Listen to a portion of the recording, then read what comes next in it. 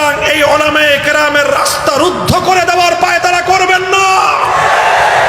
আল্লামা বাবু নগরীর মাহফিল বানচাল করে দিয়ে আমাদের কোরআনের মাহফিলগুলোতে 144 জারি করে কোরআনের আওয়াজ নিস্তব্ধ করতে পারবেন না।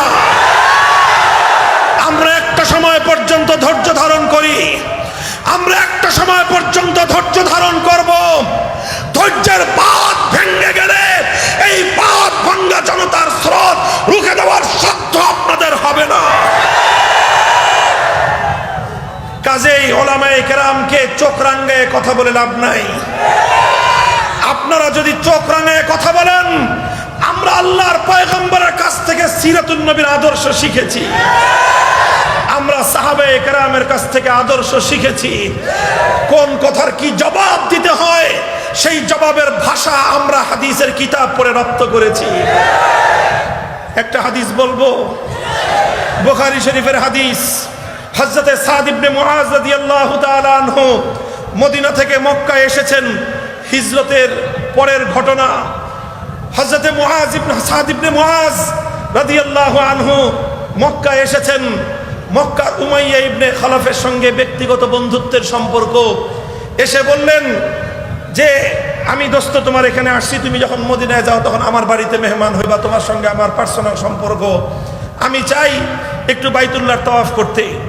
উনজুরলি সাআতা খালওয়াতিন লাআল্লি আন আতুফা বিল বাইত, দেখো তো কোন সময়টা একটু নীরব নিরিবিলি পাওয়া যায়, ওই সময়টায় গিয়ে আমি বাইতুল্লাহর তাওয়াফ করব। উমাইয়া ইবনে খালাফ বলল যে এটার জন্য ফাখারাজা বি করিবাম মিন নিসফিন নাহার, দ্বিপ্রহরের সময় যখন প্রচন্ড রোদ, তখন আরবের মানুষ ঘর থেকে বাইরে বের হয় না।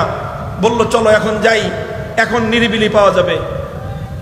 হযরত সাদ ইবনে মুআজকে নিয়ে মক্কার কুরাইশের বেঈমান সে উমাইয়া ইবনে খালাফের সঙ্গে ব্যক্তিগত সম্পর্ক নিয়ে গেছে তাওয়াফ করতে। যখন হযরত সাদ ইবনে মুআজ তাওয়াফ করতেছেন, ওই সময় আবু জাহাল ওখানে হাজির। আবু জাহাল সাদ ইবনে মুআজকে দেখেই বলে, আরে সাদ ইবনে মুআজ, আলা আরাকা তাতুফু বিমাক্কাতা আমিনান, আলা আরাকা তাতুফু বিল বাইতি আমিনান, ওয়াকাদ জাআমতুম আন্নাকুম আওয়াইতুমুস সুবাত ওয়া আন্নাকুম তানসুরুনহুম।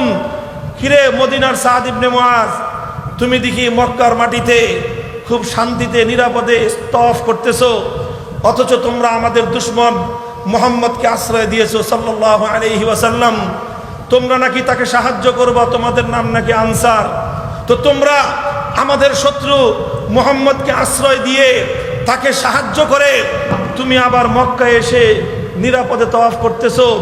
লাউলা আন্নাকা মা আবি সাফওয়ান মা রাজাতা ইলা আহলিকা সালিমান, তুমি আজকে উমাইয়া ইবনে খালাফের সাথে আসো, এই জন্য তোরে কিছু কইলাম না, আর নালে তুই বাড়িতে ফিরতে পারতি না, এখানেই তোকে শেষ করে দিতাম। আবু জাহাল হযরত সাদ ইবনে মুআজকে থ্রেট দেয়, হুমকি দেয়, মা রাজাতা ইলা আহলিকা সালিমান, বাড়িতে ফিরতে পারতি না। হযরত সাদ ইবনে মুআজ রাদিয়াল্লাহু তাআলা আনহু আবু জাহালের এই ধমক শুনে কি করছেন? বুখারী শরীফের কিতাব কি বলে, হাদিসের কিতাব কি বলে? তিনি মিনমিন করেছেন, বলেছেন যে না সরি ভাই, ভুল হয়ে গেছে, মাফ করে দিও, এই কথা বলছেন না? বলছেন যে ভবিষ্যতে আর কোনোদিন আর আসবো না, এরকম বলছেন? হযরত সাদ ইবনে মুআজ পরিষ্কার বলেছেন এবং আরো উচ্চ কণ্ঠে বলেছেন। আবু জাহাল যতটুকু আওয়াজে বলেছেন, হযরতে সাদ ইবনে মুআজ নিজের কণ্ঠস্বর আবু জাহালের থেকে দ্বিগুণ উচ্চ করেছেন। উচ্চ করে বলেছেন, হে আবু জাহাল, লাইন মানাতানি হাযা লাআমনা আন্নাকা মা হুয়া আশাদ্দু আলাইকা তারিকাকা আলা আহলিল মাদিনা। হে আবু জাহাল, তুই আমার সঙ্গে চোখ রাঙায়ে কথা বলিস, তুই বলিস আমাকে তুই মক্কায় আসতে দিবি না। শুনে রাখ, তুই যদি আমাকে মক্কায় আসার রাস্তা বন্ধ করে দেস, তাহলে আমি সাদ ইবনে মুআজ বলে যাই, আমি তোর জন্য এর চেয়ে আরো কঠিন পরিস্থিতি তৈরি করব। আমি এমন একটা রাস্তা বন্ধ করে দেব, যেই রাস্তা বন্ধ করে দিলে তোর খানা দানা বন্ধ হয়ে যাবে, না খেয়ে মরতে হবে। মনে রাখিস, আমি তাওয়াফ না করে বেঁচে থাকতে পারবো, কিন্তু আবু জাহিল তুই না খেয়ে বেঁচে থাকতে পারবি না। হযরত সাদ ইবনে মুআজের সুন্নাত, তিনি আবু জাহাল যতটুকু আওয়াজে কথা বলেছেন, ওরাফা সাউতাহু আলা সাউতিহি। বুখারীর হাদিস, সাদ ইবনে মুআজের আওয়াজ আবু জাহেলের আওয়াজ থেকে দ্বিগুণ উচ্চ কণ্ঠে ছিল। উমাইয়া ইবনে খালাফ তখন হযরত সাদ ইবনে মুআজকে বলেছে, ইয়া সাদ লা তারফা সাওতাকা আলা আবিল হিকাম সাইয়্যিদ আহলিল ওয়াদি। হে সাদ ইবনে মুআজ, আবু জাহাল আমাদের এই মক্কার সবচেয়ে বড় লিডার, সে মক্কার লিডার, সুতরাং তুমি তার সঙ্গে একটু ভদ্রতা বজায় রেখে বিনয়ের সঙ্গে কথা বলো। হযরত সাদ ইবনে মুআজ আরো ক্ষিপ্ত হয়ে গেছেন, আরো ক্ষিপ্ত হয়ে গেছেন। দানি দানি আনকা ইয়া উমাইয়া, দানি আনকা ইয়া উমাইয়া, উমাইয়া আমি তোকেও ছেড়ে কথা বলবো না। তুই আবু জাহালের চামচামি করবি, আবু জাহালের পক্ষ অবলম্বন করবি। আমি তোদেরকে পরিষ্কার ভাষায় বলে রাখি, আমার একটা চুল তুই বাঁকা করবি, আমি তোদের জন্য জীবনকে দুর্বিষহ করে তুলব।